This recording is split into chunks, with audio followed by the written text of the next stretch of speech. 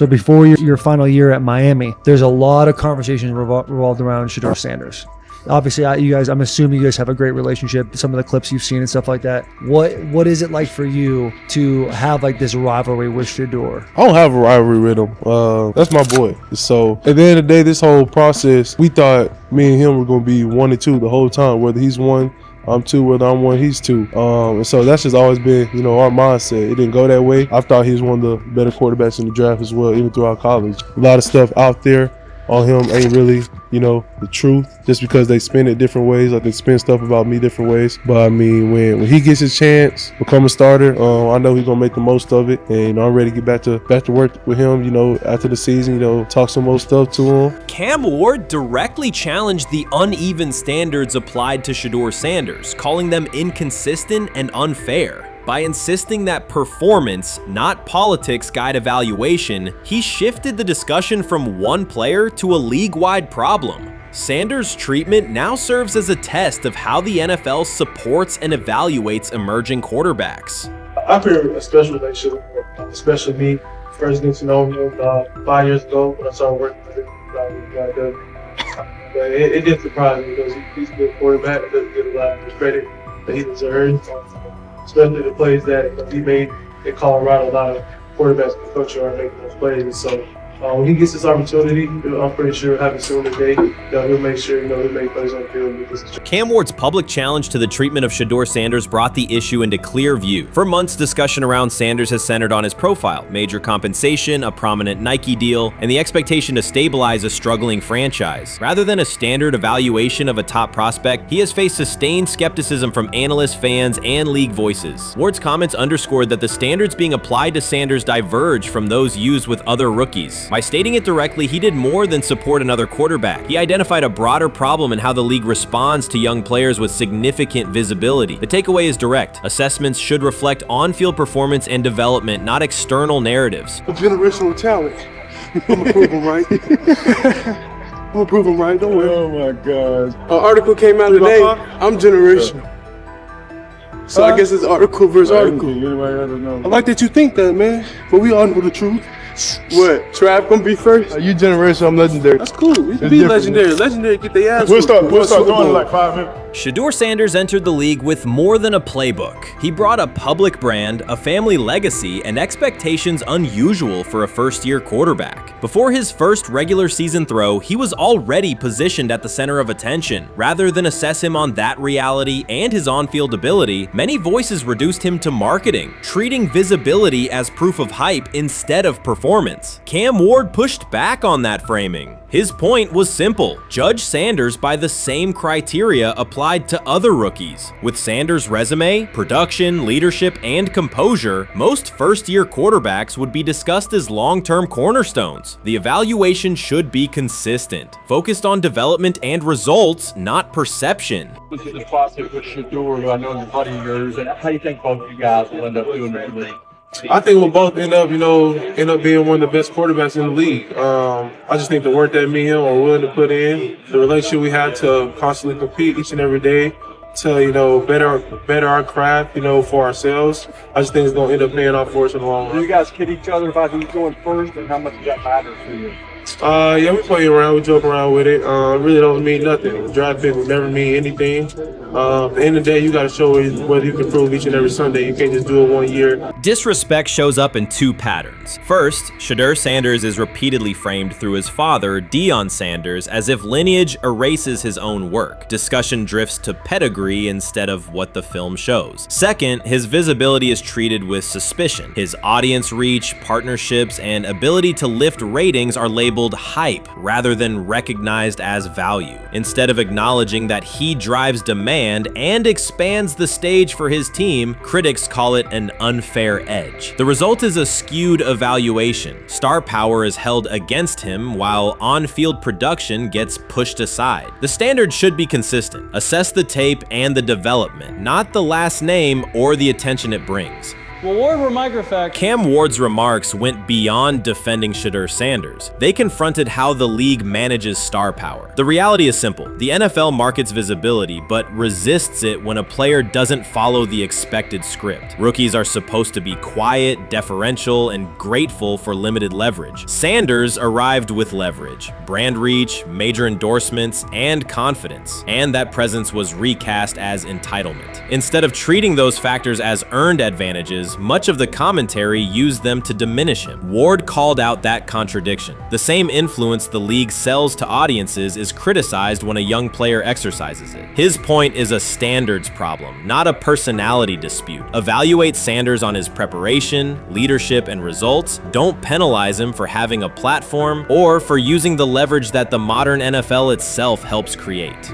Now it sounds like the Cleveland Browns are going to all but imprison Shedeur Sanders in the football sense of a very talented rookie quarterback who obviously needs reps, who needs an opportunity, and who now, barring some miraculous luck, will not get the opportunity to play in a single real game. I'm sure many around the NFL are celebrating as we speak. They are chuckling about this. Many in the NFL wanted to teach Shedeur and his daddy. Cleveland became the center of the conversation. With Shedeur Sanders attached to a major Nike partnership, the expectation was straightforward. He should be given real game reps. The Browns instead leaned on Joe Flacco as the default choice, treating stability as the safer path while sidelining a quarterback with clear cultural and commercial pull. Each week Sanders didn't see the field, scrutiny grew. Commentary questioned the value of his contract environment and relevance, and fan debate shifted from development to doubt. That wasn't measured evaluation. It was a delay framed as prudence that eroded confidence in the process. Cam Ward reset the terms of the debate. He pointed to an uneven standard. When veterans or other young players secure significant endorsements, it's considered smart business. When Sanders does it at scale, it's recast as ego or hype. Even the scope of his off-field agreements became ammunition against him rather than evidence of market demand. Ward's position is simple. Use one standard. Assess Sanders on preparation, decision-making, and progression, not on discomfort with his platform. Treat visibility as an asset, not a disqualifier. The issue isn't attitude or branding, it's the consistency of the evaluation. Ward called it directly. The treatment has been unequal, and it should be corrected by aligning opportunity with performance criteria. Fans need to recognize there's not a team in the league he'd start for. Not one. That's not ridiculous, that's not unfair, that's not a vast conspiracy. Shedeur Sanders fans are Angel Reese fans. They're just fair weather fans who don't really give a fuck about the sport. Most of them are just Dion fucking groupies that followed him when he went to fucking Colorado, just like Angel Reese's fans had never watched basketball prior to her playing at LSU, and they followed her to the WNBA and don't know shit about the sport. That's it. Now Dion fucking groupies are running around acting like, oh, this is payback to his dad. The timing is pivotal. Shedeur Sanders isn't trying to blend into the league's background. He's shaping the agenda. He drives debate segments, fuels short-form highlights, and moves merchandise at a pace most rookies never approach. By the metrics that define modern attention, he is the draw. Yet, a segment of observers continues to undercut him, not because of shortcomings on tape, but because of discomfort with how prominent he already is. Cam Ward put words to what many could see. Coverage around Sanders has been filtered through reaction to his visibility, rather than a clear read of his performance and growth. The market has already weighed in. Demand is real, not manufactured. Nike's record-level rookie endorsement aligned with that reality, signaling long-term value and cultural reach. This exposes a core contradiction. The NFL depends on star power to sell tickets, fill stadiums, and boost ratings, but it resists stars who set terms on their own. Visibility is celebrated until a player exercises it. The fix is straightforward. Apply one standard. Evaluate Sanders on preparation, decision-making, and results, and treat his platform as the asset it is. If the league benefits from his presence, its evaluation practices should reflect that same same reality, consistently and without penalty for scale. Shedeur Sanders does not depend on league promotion. He established his platform before the NFL and continues to expand it on his own terms. That autonomy challenges the status quo. Cam Ward's support was more than a defense of a teammate. It was a warning that if the league holds to outdated expectations, it risks falling behind the very players who drive audience attention and revenue. Claims that Sanders lacks real popularity ignore measurable facts. A large, active following, consistent merchandise demand, and sustained coverage across major outlets. Doubts about his standing as a quarterback overlook his college production and growth indicators. The pattern is familiar. Efforts to minimize him increase his reach. Each skeptical headline widens the spotlight, and each dismissive take creates more engagement. You cannot reduce a player built for visibility by arguing he should be less visible. The practical outcome is the opposite. Scrutiny becomes signal. Sanders is not merely enduring criticism, he is turning it into momentum, converting attention into leverage on and off the field. Shedeur Sanders did not treat day 4 of Brown's training camp as anything other than work. He completed 8 of 11 passes with 3 touchdowns, operating with control and accuracy throughout the red zone periods. The throws were varied, a well-placed ball to rookie Luke Floria that led him across the goal line in stride, a firm throw to Cade McDonald over middle after a quick read, and a tight window completion to Deontay Johnson at the back of the end zone with 2 defenders closing. The sequence showed timing, poise, and placement under pressure.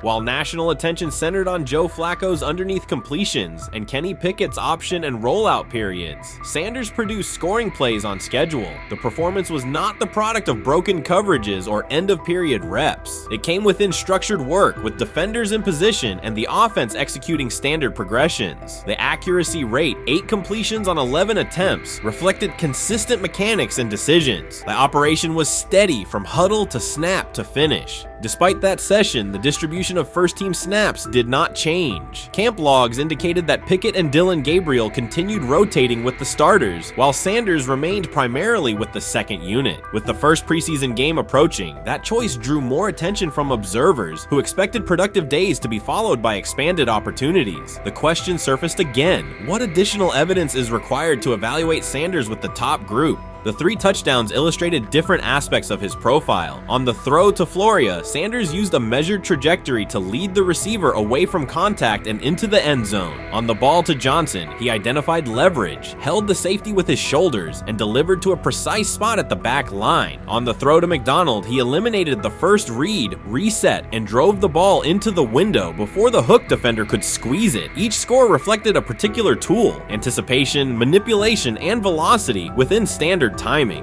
Comparisons to the other quarterbacks were straightforward. Pickett produced 2 touchdowns but placed 1 late ball that exposed a receiver to contact near the goal line. Gabriel accounted for 1 score, with additional gains coming on checkdowns and designed movement. Flacco advanced the ball in short increments without finishing drives during the same period. Sanders converted opportunities into points repeatedly and without turnovers. The rotation, however, remained unchanged. Head coach Kevin Stefanski and the staff continued to allocate first-team work to the same group, describing the process as an open evaluation. In practice, that has meant extended starter reps for Pickett and Gabriel, veteran scripts for Flacco, and second unit periods for Sanders. The disconnect between output and opportunity was notable, particularly given the stated goal of reaching an early decision at quarterback. When asked about the timeline recently, Stefanski said the preference was to decide sooner rather than later, an acknowledgement that the window for assessment is limited as preseason approaches. Speculation about motives is common in such situations. The discussion has included references to front office perspectives and ownership influence. Owner Jimmy Haslam is widely viewed as supportive of drafting Sanders. General manager Andrew Berry is known for prioritizing fit, traits, and process within the roster building model. Stefanski reports to Berry, and the practice plan reflects coaching evaluation within organizational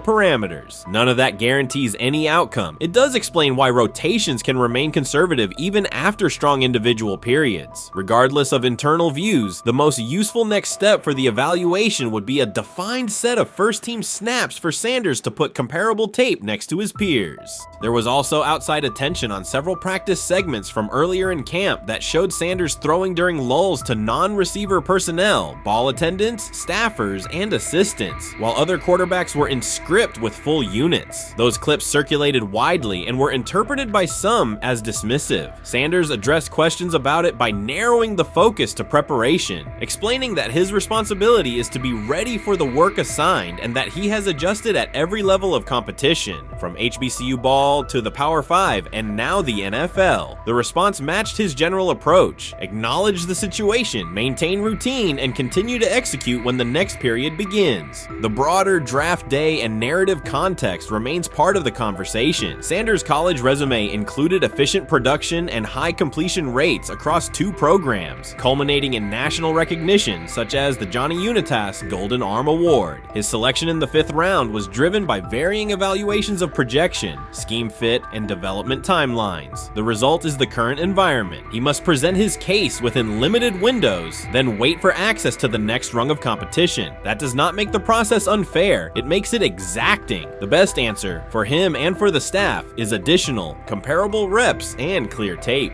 Fan reaction after day 4 was direct. Social accounts and comment threads filled with assessments that centered on performance rather than reputation. Sanders produced 3 touchdowns, avoided negative plays, and showed command in the red zone. Supporters pointed to that tape and asked for opportunities with the starters to verify whether the same rhythm carries over with the top receivers and linemen. The message was not about headlines, it was about the logic of evaluation in a compressed calendar. From an operational standpoint, Sanders' day reflected consistent fundamentals. His base was disciplined, his eyes matched his feet, and his timing aligned with route depths. On the Johnson score, he used a subtle shoulder turn to hold the safety before resetting and throwing to the back line. On the McDonald throw, the ball was out on the second hitch, arriving before the defenders could converge. On the Floria play, the arc and placement minimized the hit risk and maximized the run-through. Those are portable traits. They translate across units if the timing with receivers is established through reps. The staff's balancing act is real. They must prepare the presumed week 1 starter with sufficient continuity while also giving developmental players enough exposure to judge ceiling and floor. That tension is present in every camp. The cleanest path through it is to carve out defined first-team sequences for each competitor and evaluate the tape against comparable defenses and situations: high red zone, low red zone, 3rd and medium, and 2-minute. Sanders' performance on day 4 strengthened the case for such an allocation.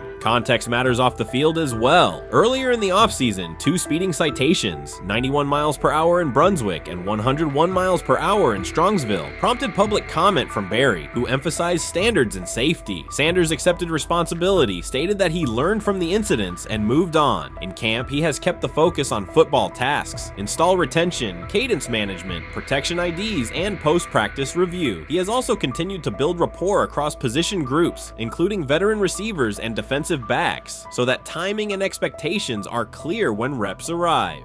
None of this diminishes the experience of the veterans in the room. Flacco has decades of film, Pickett has multiple seasons of NFL starts, and Gabriel brings mobility and a defined collegiate profile. It does, however, underscore the purpose of camp, to align decisions with current performance. Sanders produced the most efficient scoring period of the day. The next logical step is to see that operation with the starting unit, document the results, and compare them to the other candidates under the same conditions. The preseason opener will compress timelines further. Install packages expand, and coaches begin to narrow personnel groupings. If the objective is to identify the quarterback who can operate the offense most cleanly on Sundays, then structured exposure now will give the staff better information later. A small but deliberate set of first-team snaps for Sanders, scripted early downs, a 3rd down sequence, and a red zone series would provide data without disrupting broader preparation. Until that occurs, Sanders can only continue to control process and execution. Day 4 showed what that looks like when opportunities align: efficient reads, disciplined mechanics, and finishes in the end zone. He did not seek attention for the sequence. He put it on tape. If the evaluation remains consistent with the stated competition, comparable snaps should follow. If they do, the staff will have a clear, side-by-side measure. If they do not, the question from observers will remain the same: what more needs to be seen to justify the look?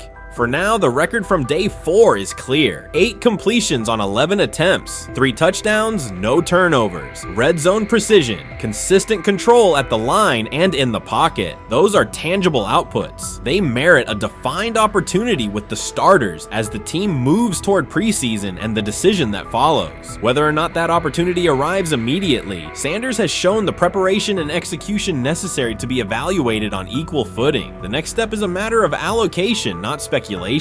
Rich Eisen addressed the armchair analysts and online critics head on. Shedeur Sanders just received his opportunity and the backlash arrived immediately. Eisen responded with a clear point-by-point case explaining why the criticism misses the mark. If you thought Shedeur's rise was rapid, Eisen's analysis puts it in proper context. Here's what he laid out on air. Already speaking in Cleveland high schools. Weekend after, flying out immediately to get to work. But his character's terrible, right?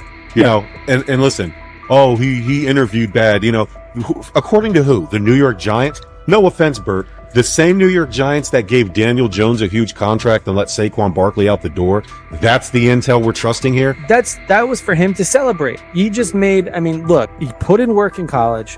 He had the privilege of being coached by his father. Which we all would love and do. Turned around not 1, but 2 programs in college football. And then literally for any athlete, being drafted at the highest level is a success story in itself. Rich Eisen delivered a direct response to the critics. He addressed the online claims reducing Shedeur Sanders to Deion Sanders' son instead of evaluating him as a quarterback on merit. Eisen challenged those assumptions and refocused the discussion on performance, preparation, and opportunity. Say Kenny Pickett had strained his hamstring. Shedeur, they say his first day in pass, 9 for 9, 2 touchdowns, no interceptions. They were just hating on this young guy. Within minutes, Rich Eisen delivered a structured breakdown, addressing each claim with evidence and dismantling weak narratives through clear analysis. He replaced speculation with data and kept the focus on what matters: decision-making, accuracy, leadership, preparation, and game management. The reality is simple. Shedeur Sanders was not given this opportunity. He earned it through performance and consistency against real competition. He accepted the role, met the standard, and handled the moment with professionalism and urgency. No shortcuts, no favors, just results and readiness. Eisen's point was direct. Evaluate Shedeur on his work, not assumptions, and acknowledge that he has justified the opportunity on the field. I've done it at 2 locations already, so it's simple. So that's why when people say I'm not, you know, one of the top quarterbacks or the top quarterback, is what are y'all going based off of? Because I did it year after year after year, and you see the progression. So it's like, obviously it got to be some type of external hate that you have for the family, for the last name, for anything. Because I know I proved myself. While many were still debating whether he was NFL ready, Shedeur Sanders stepped onto the practice field and operated like a clear QB1, setting protections, controlling tempo, and executing the plan. The narrative that he is just flash, media attention, or his father's influence does not hold up against his work in installs, progressions, and situational drills. What he showed was composure, efficiency, and command of the offense. He processed quickly, protected the football, and delivered on-time throws, demonstrating preparation and control. I'm a firm believer. If I wanted Shedeur Sanders at 2, at worst at 33, of course I already think that he's better than other quarterbacks. Because that's the type of talent, that's where I would have picked him at. And if he was at 2 or 33, and he still had the same exact skill set, we would be talking about him starting and playing. Right. Well, there'd only be 3 quarterbacks. It'd be 3 quarterbacks, not 4. Not 4, yeah. But since he moved to the 5th round, that's cool. They might have to go along with it. But to me, I think if you ask who got the best tools, I'm going with Shedeur Sanders. From the first day of camp, he was not there to get by. He arrived to lead. There was no hesitation in installs, no lapses in fundamentals, just precise timing, clean footwork, and consistent velocity to every level of the field. He managed protections, controlled cadence, and delivered in situational work, showing command rather than learning on the fly. The approach was efficient and disciplined, with attention to detail and progressions and ball placement that reflected preparation, not improvisation. At the same time, Rich Eisen addressed the narrative directly and backed it with evidence.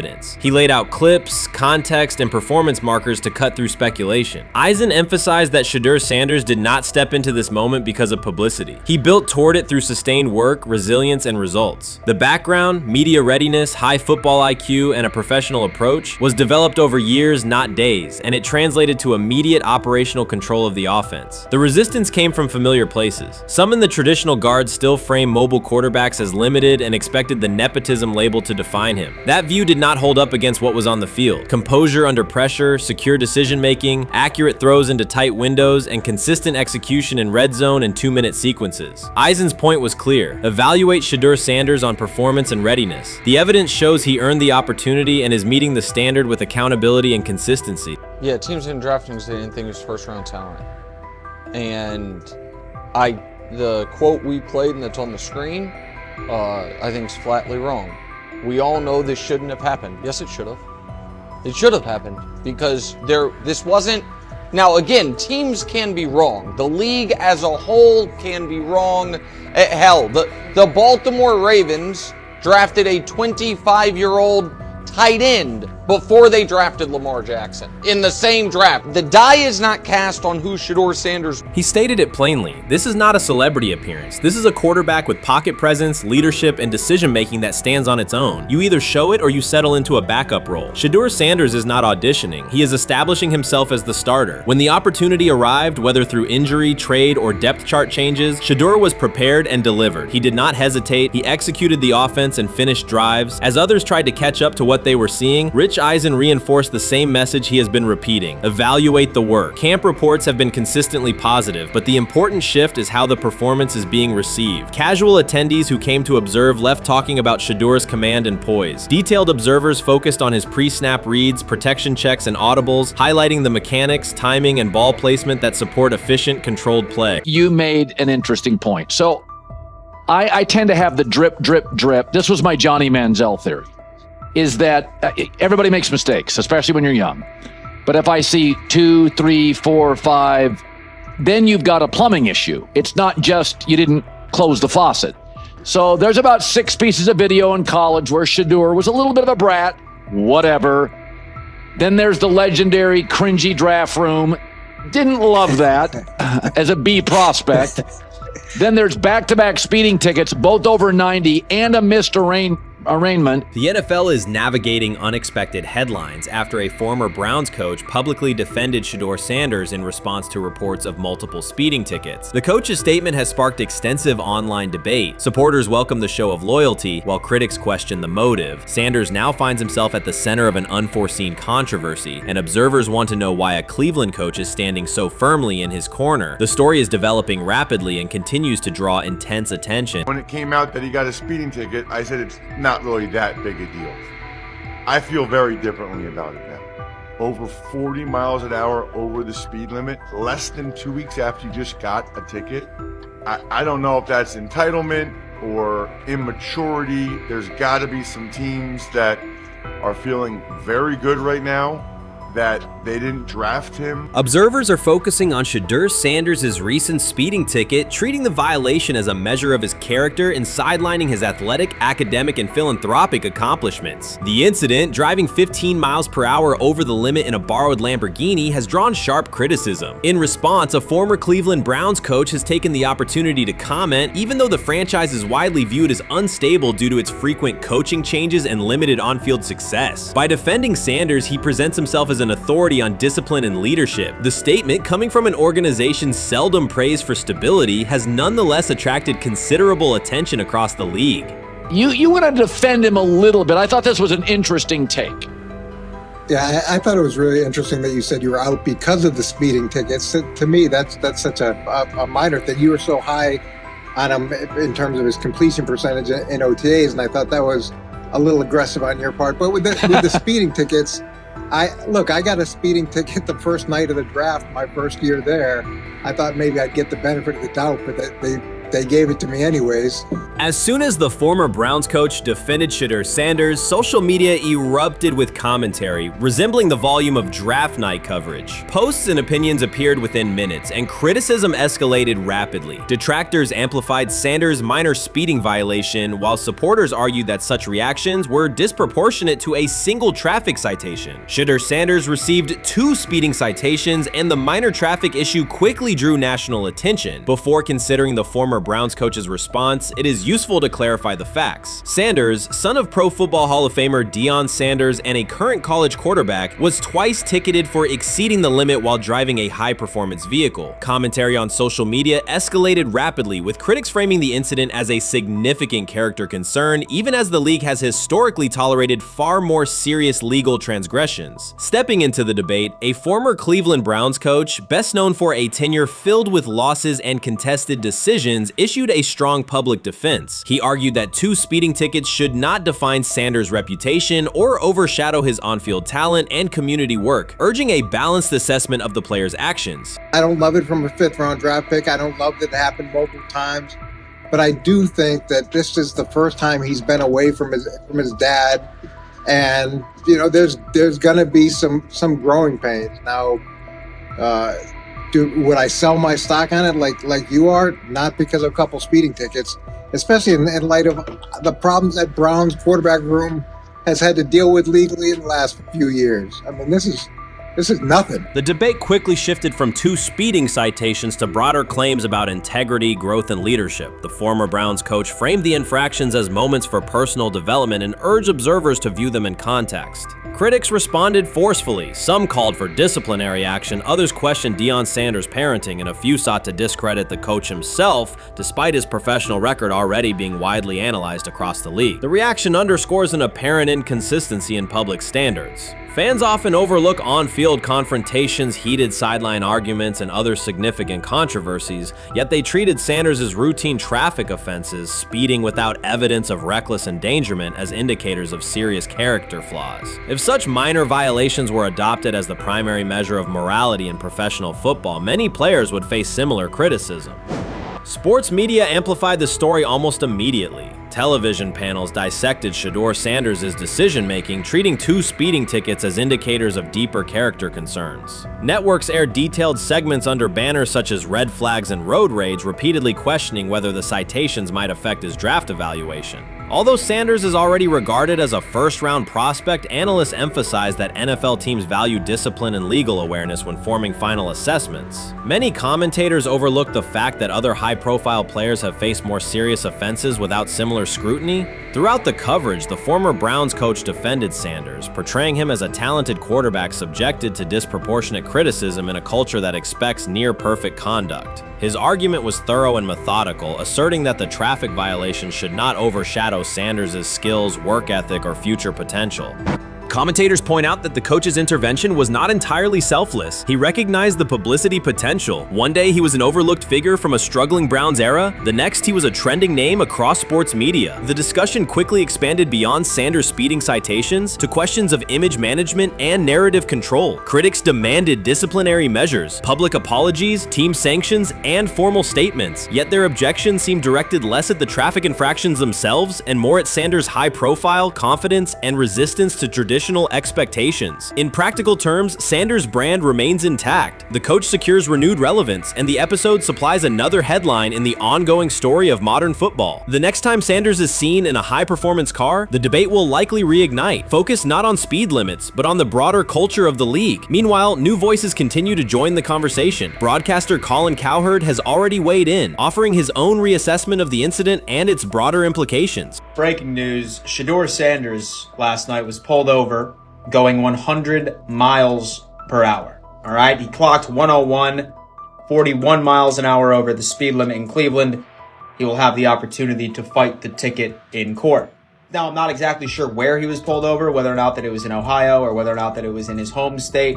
But typically when you're going 40 over, that's flirting with the line of reckless driving. Folks, I gotta tell you, I don't understand what it is with these young men driving at absurd speed. Colin Cowherd's view of Shedeur Sanders shifted abruptly. Days after praising the quarterback's poise and skill, he appeared on air to declare that Sanders is overhyped, unfocused, and distracted by celebrity. The reversal was immediate, without any gradual reconsideration. Cowherd now frames Sanders' 2 speeding tickets as evidence of poor judgment, even though he has defended other quarterbacks facing far more serious off-field issues. The sudden, wholesale withdrawal of support leaves viewers questioning the consistency of Cowherd's criteria and illustrates how quickly media narratives can change when minor incidents receive outsized attention. This is okay. Okay. The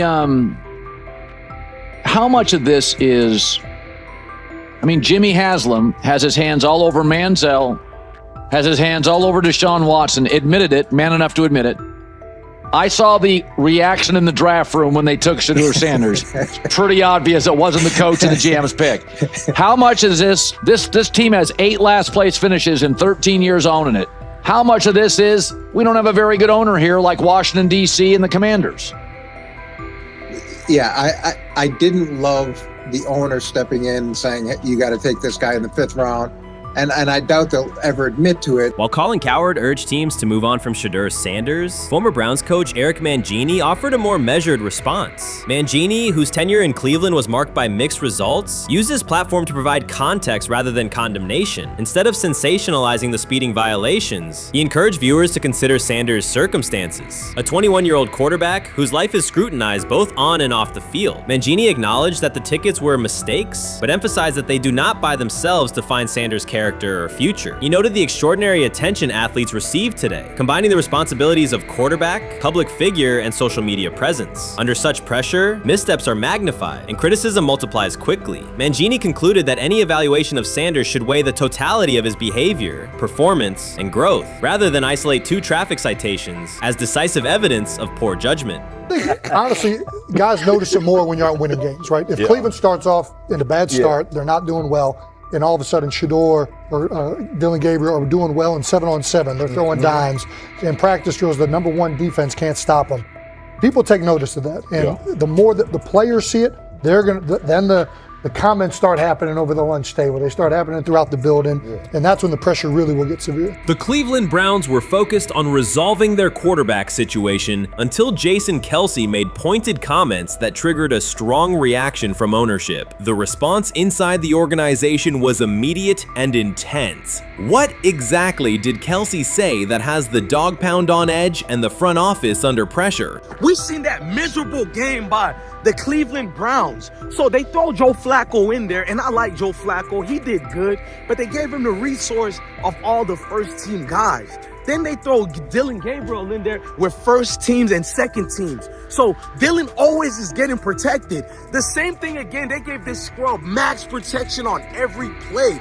Yeah, he completed some passes, but let's talk about his mistakes. He's still inconsistent with his throws, but he at least had max protection. The Cleveland Browns continue to be defined by inconsistency and avoidable setbacks. Even as fans hoped the organization had turned a corner, Jason Kelce, fresh off retirement, offered a direct critique that reignited doubts about the team's direction. His remarks implied the franchise's structure and decision-making remain unstable and recent progress may not hold. The takeaway for leadership is straightforward. Identify core issues, align on a coherent plan, and execute with discipline. For supporters, it's another sign that the problems run deeper than a single season. They throw Shedeur Sanders in there with the lowest cab drivers you couldn't even get on 5th Street. And I'm pissed off, bro, because the play calling was abysmal. Look, even if you don't like Shedeur didn't even get a chance to be trash. Even if you think Shedeur is garbage, he didn't even get a chance to be garbage. That's how awful the offensive line was. Kevin Stefanski still doesn't want to give Shedeur second strings and first strings reps. Why is that? Browns ownership's response shifted from measured to urgent. The pattern is familiar in Cleveland. The team once treated Johnny Manziel as a franchise solution, retained Hugh Jackson for a second year despite results, and invested heavily in Deshaun Watson through a costly trade and contract. These decisions reflect aggressive but poorly aligned planning. The outcome has been continued instability instead of sustained progress. That this was the guy that they wanted to start. He's seasoned, he's experienced, he still has a big-time arm, even at his age, and they open with the Cincinnati Bengals. They wanted that experienced guy. He was always going to be the guy. They were not going to start Dillon Gabriel or Shedeur Sanders in week 1. Kenny Pickett had a hamstring injury. It makes it easy to go with Joe Flacco. And the question isn't and wasn't going to be who's the starter in Cleveland. The question is, who's going to be the backup in Cleveland? Who's going to be the number 2 quarterback when they open the season against these Bengals. Fans still show up season after season, expecting improvement and bracing for setbacks. The usual pattern has been early optimism followed by a gradual collapse. But last season was different. For a sustained stretch, the Browns looked organized and competitive, resembling a functioning team. Couple days, 3 days until roster cutdowns, how do you feel about that? Do you feel like you belong here on this team? Obviously, I think overall as a player, I feel like I put in the work. I feel like everything I do, I try to do it to my best, and that's all I ask for. So I feel like everybody feels like, they should be on the team, and if you ask anybody on the team, would they feel like they belong, in their own eyes. So I feel like I do, but I'm my own player, I think about myself in a high regard. The front office entered the offseason confident. Kevin Stefanski was being praised and the Dog Pound believed the team had made real progress. Then Jason Kelce delivered a pointed assessment that cut through the optimism. Fresh into retirement, the former Eagles All-Pro and Super Bowl champion said Cleveland still looks like a team patching over issues rather than building a durable contender. Kelce's view was direct. The Browns' structure is fragile, and the roster is too dependent on perfect health at quarterback. He argued the team is one injury away from losing continuity and sliding backward. Because Kelce has operated inside a stable, championship-level organization, his comments carried weight with players, media, and fans. The reaction was immediate. People took his critique seriously, not as outside noise, but as an informed evaluation of how a successful team should be built. Ownership also felt the impact. Jimmy Haslam's response shifted to urgency, a sign that leadership recognizes the stakes. The criticism arrives in the context of prior high-risk decisions, especially the fully guaranteed $230 million commitment tied to Deshaun Watson. Watson has missed time and shown inconsistency when available, and the contract has constrained flexibility. Kelce's remarks highlight why depth, alignment between the front office and coaching staff, and a clear contingency plan at quarterback are non-negotiable. The takeaway is straightforward. Cleveland must convert last season's progress into a stable framework, protect the quarterback, deepen critical positions, and establish a plan that survives injuries and short-term setbacks. Without that, the games that fueled optimism will remain temporary. If you're a betting man, who do you think starts for the Browns at quarterback? Okay, this is the situation. Kenny Pickett, they actually traded for him. Joe Flacco, no one's bringing Joe Flacco in the building thinking Joe Flacco's going to be the starter. If Joe Flacco is your starter, you got a problem. You have a huge problem. And if they were saying Shedeur was the starter as the 5th rounder, you got a real problem too, because he passed over all these guys in these reps in the offseason in shorts, in bikini shorts, Speedos and stuff.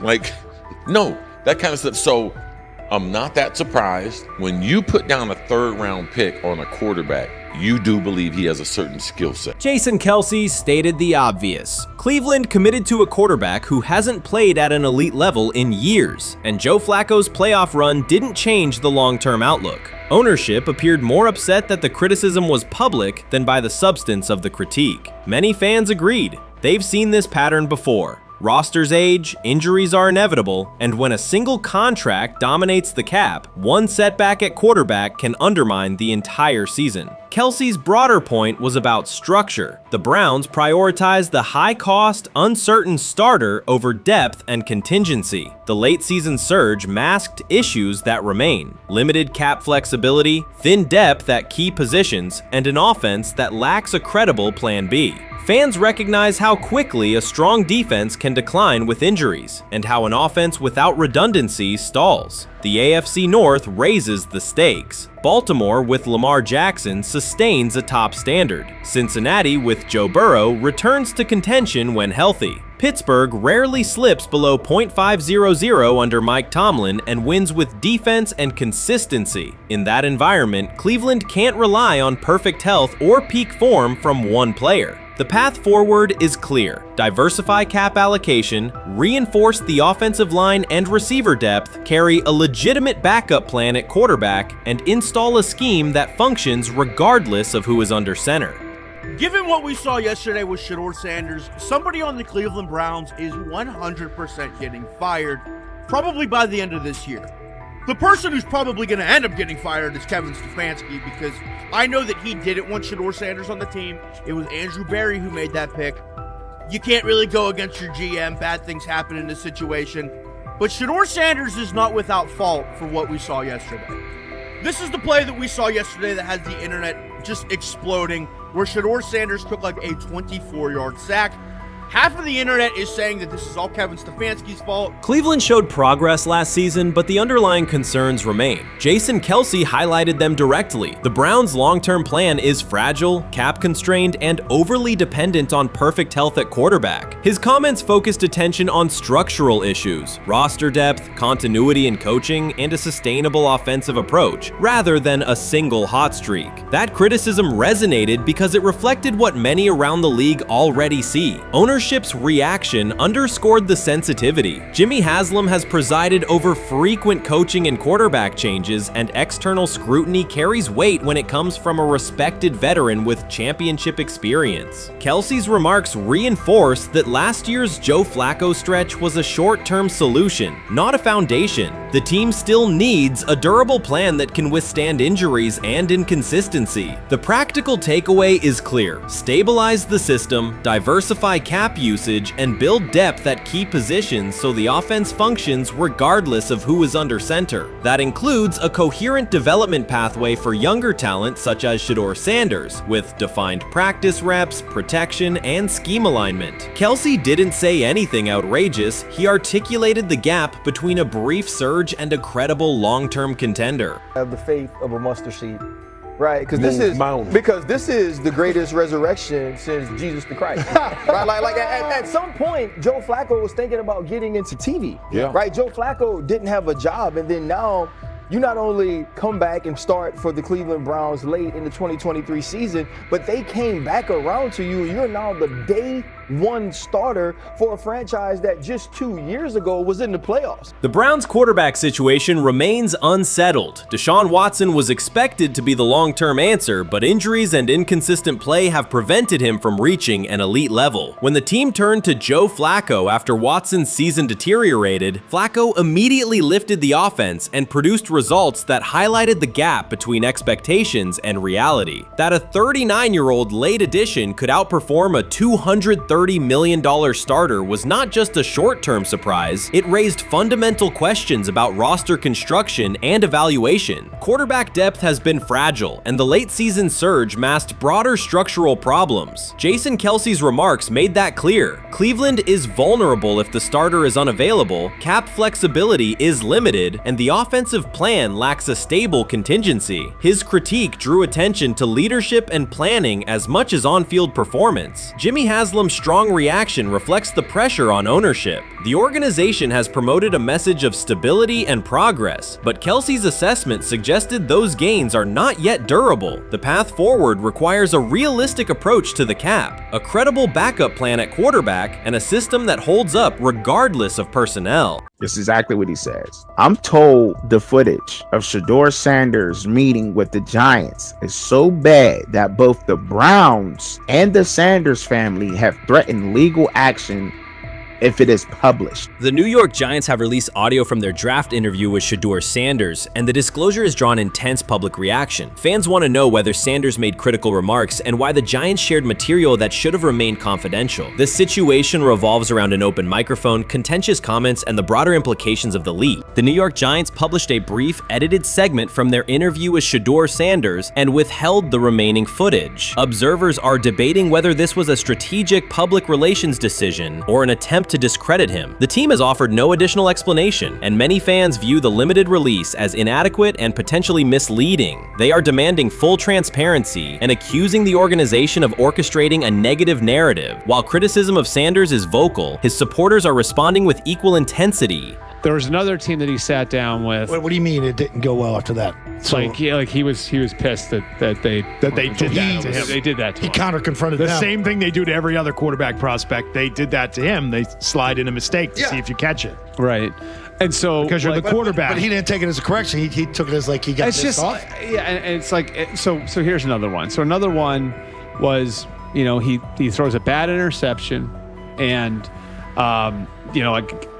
it was a deep throw early in a game, and he comes back and they go in the meeting, they show the interception. The Giants have released only a brief excerpt of the interview and are refusing to share the rest. Their decision has drawn criticism across TikTok, X, and Facebook, where many see it as a poorly handled public relations move. Fans are calling for the full recording to be published so the situation can be judged in its entirety. The GM is on film that the son, they asked the son last draft, yo, who you think I should pick? His son like, yo, you need to get the Jaden Daniels, big.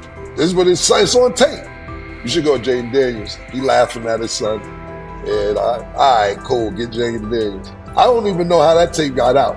I wouldn't have let the get out. Shedeur Sanders appears unfazed by the situation. Although the Giants suggested he was more hype than substance, their handling of the interview has instead elevated his visibility. Analysts across major sports outlets are now discussing him more than before, keeping his name prominent in the news cycle. New York Giants, where these tapes at? You hear me? Because if Shedeur Sanders was so unprofessional, y'all would have leaked the tapes for the whole world could see, right? Cause understand, it's a lot of he say, she say. But one thing I do know, as a young black man growing up in this world, being straightforward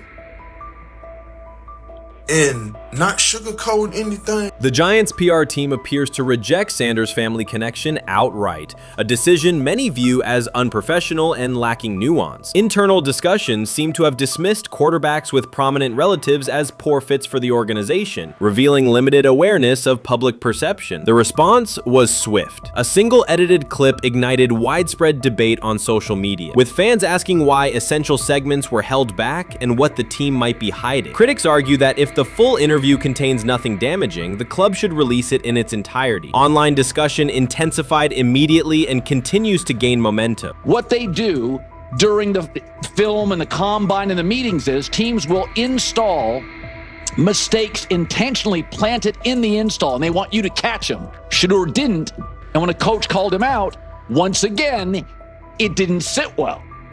It's like, bro, there's not many teams needing quarterbacks, especially since Pittsburgh appears to have a deal with Aaron Rodgers and Tennessee's getting Kale Moore. The Giants' decision to withhold the full interview has produced an unintended result. Instead of diminishing interest in Shedeur Sanders, it has intensified it.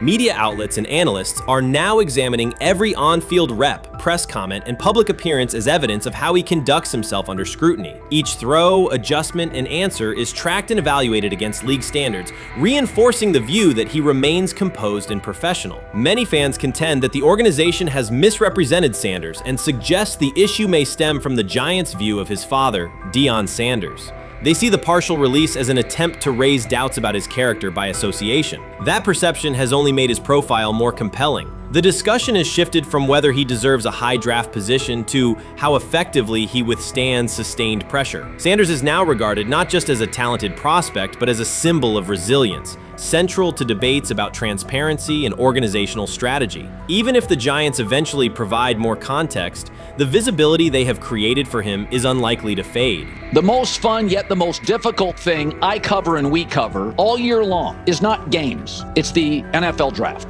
Because I've said this many times, you get lied to for a month to 2 months up to it. And so often during the draft, and every few drafts, there's a guy that really falls, precipitously falls. This year it was Shedeur Sanders, it's been Aaron Rodgers, it's been Dan Marino. Every few years somebody falls a lot. And so, but those stories don't come out until like the fall. Criticism of Shedeur Sanders from within the Giants organization has become increasingly public. Team communications appear focused on casting him as an overhyped prospect, whose character should be questioned, a narrative that seems aimed at shaping opinion rather than assessing performance. Yet each selective release or negative remark has instead amplified attention on Sanders and elevated his reputation. Efforts to confine him to a narrow, unfavorable image continue to produce the opposite effect, reinforcing his position as an underdog who endures external pressure. The debate has shifted from football analysis to broader concerns about narrative control and transparency. Fans, reporters, and online communities are still urging the Giants to publish the a full interview, arguing that only complete context can resolve speculation. The organization's refusal to comply has intensified scrutiny and led many observers to conclude that the team underestimated public reaction and now faces questions it could have avoided with full disclosure. The tapes,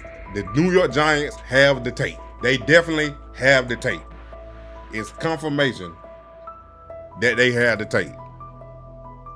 Shedeur didn't do nothing. It's what they saying he did. I'm gonna tell you what these mixed reaction right here. So we already know about the New York Giants, but the Pittsburgh Steelers head coach Mike Tomlin reported Miles Sanders' talent, but hesitated to draft him due to previous challenges with quarterbacks like Russell Wilson and Justin Fields, leading to more cautious approach. Las Vegas Raiders. Sanders met with Raiders at the NFL scouting combine and expressed enthusiasm about potentially joining the team. His familiarity with the West Coast offense and quick release was noted positive, though concerns about his ceiling. Hours after the Giants posted that short audio clip, the timeline never slowed. Comment threads filled with frame-by-frame breakdowns, lip-read attempts, and side-by-side comparisons of what was said versus what was left out.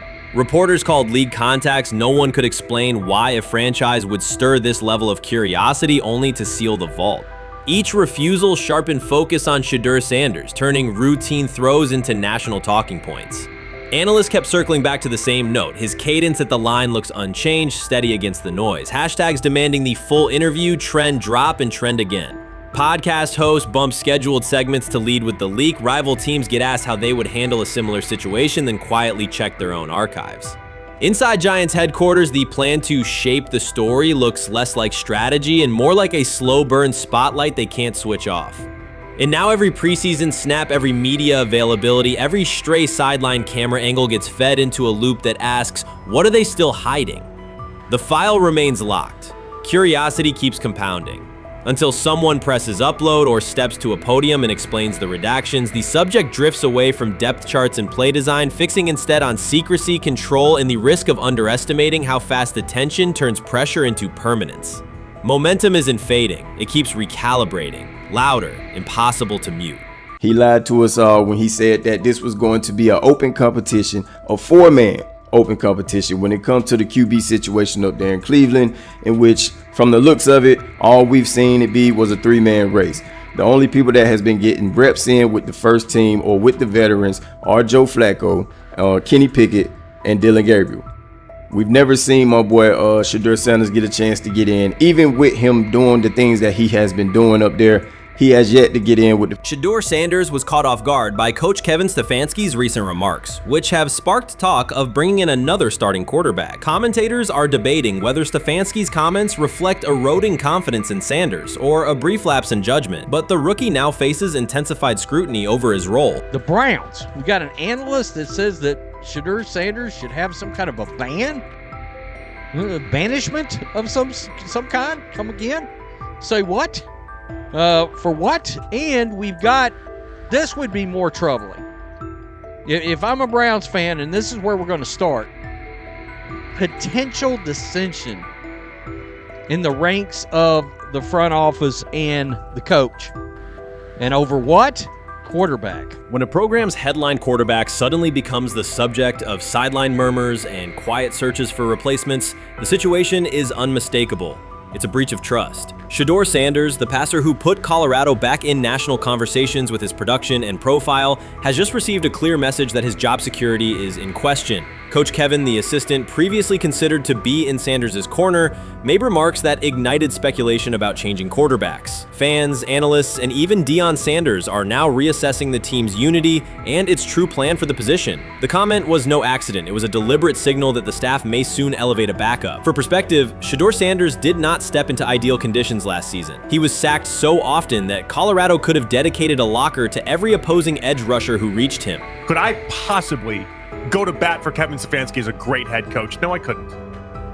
Could you go at bat against him, saying he's a horrible head coach? No, I can't. I think that's why we fall in the middle. I think that's why in a lot of these discussions, and that's why a lot of the rankings, you see him right now in that 15 to 20 range, somewhere in that middle pack of NFL head coaches. I've said earlier, Kevin Stefanski has already been given more head coaches than any coach I've ever seen in Cleveland.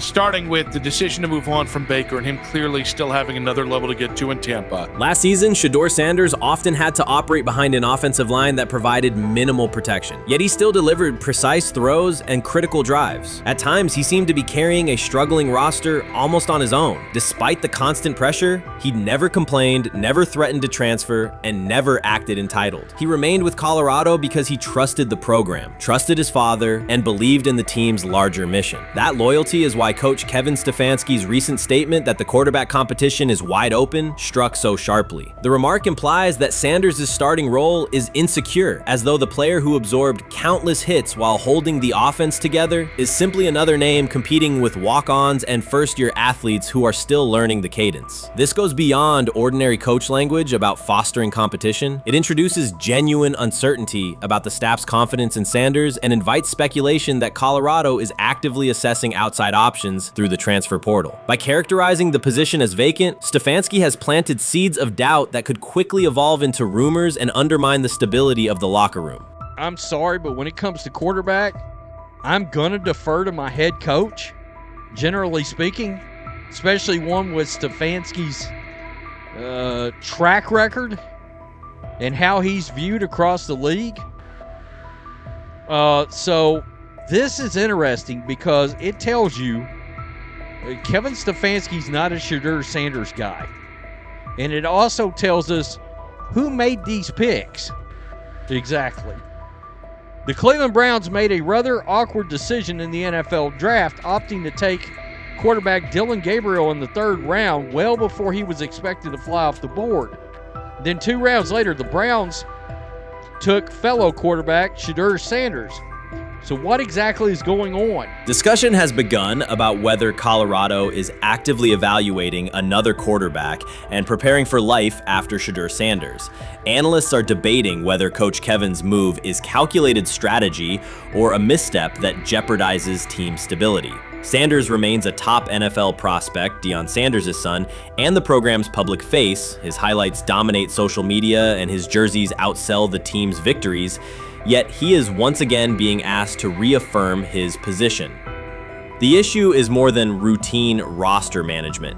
It intersects with the family dynamics that shape the program. By portraying the quarterback job as open, Coach Kevin signals to both Shedeur and Deion that the staff is willing to move on despite Sanders' stature. For Shedeur, sitting through film sessions while hearing talk of potential replacements adds an unwelcome layer of uncertainty to an otherwise proven resume. The decision may reflect a desire for a quarterback with a different profile, perhaps someone more mobile and system-oriented, rather than a dismissal of Sanders' accomplishments.